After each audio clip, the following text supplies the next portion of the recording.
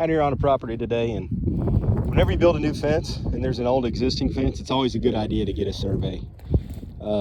That's just a little tip. That'll prevent things like this. If you notice, this fence is only, if I had to guesstimate, 10 years old. If you're watching this line, that's the actual property line. So the neighbor encroached probably almost 3 feet, 2.5 for sure, onto this guy's property. Thankfully, he's pretty understanding, but that could cause a lot of issues if you had small parcels of land and you don't have a defined property line. It's always a good idea to get them to come out and resurvey.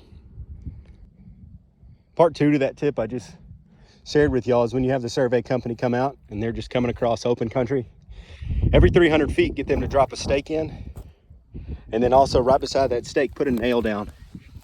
You can see this piece of flagging with this nail.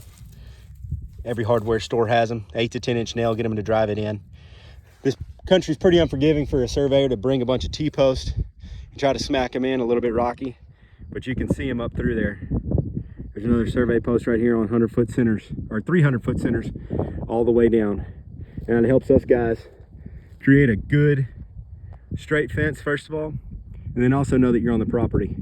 Like I mentioned up there, if you step over a foot at the beginning and it just, escalates as it goes, it gets worse and worse, and you're encroaching on other people's land or you're giving up land, one of the two. So it's always a good idea.